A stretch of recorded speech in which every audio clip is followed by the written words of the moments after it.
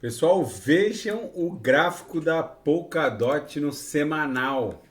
Eu tive que buscar o fundo da DOT na semana que se iniciou em 5 de outubro de 2020. Ou seja, a gente foi para o pré-rally de alta que levou a DOT para a DOT e a BTC, né, para a máxima de todos os tempos, na semana que se iniciou em 1 de novembro de 21, que levou a DOT para 55,09. Do topo ao fundo, até agora a DOT corrigiu 93,37%.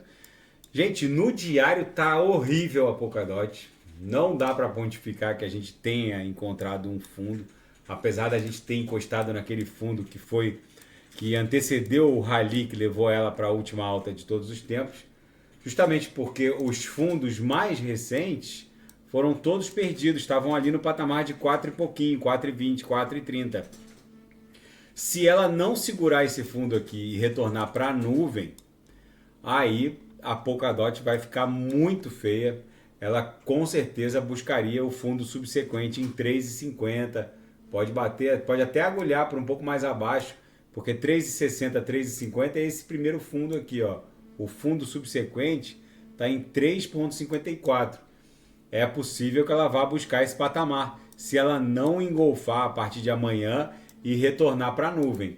Como a própria BTC está numa mega panela de pressão, é muito provável que a BTC acabe explodindo, se livrando da sua MM200. Olha a distância da Polkadot para a MM200. Na projeção, a MM200 estaria ali em 4,70. Se a Polkadot buscasse em 5 ondas, né? Tá muito longe.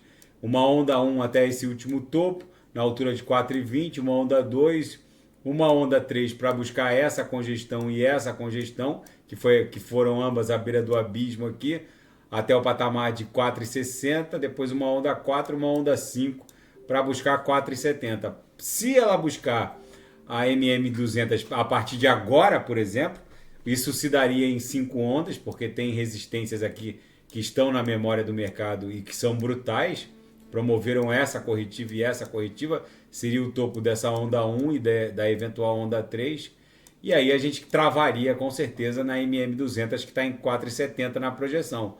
Vamos ver como ela vai se comportar. Na projeção de 26 períodos, a nebulosidade agora emborcou forte para baixo, fazendo atribuir mais espessura avermelhada à nebulosidade na projeção. O gráfico está feio, mas fundamentalmente a Polkadot ainda é uma das principais soluções de camada zero ao lado da sua Canário, Kusama e a Cosmos, cujo token de governança e o gás alternativo é a Atom. Daqui a pouco eu volto, vou fazer a VAX, que tem muita gente pedindo, Kusama também, e quem quiser sugerir é só colocar nas mensagens abaixo.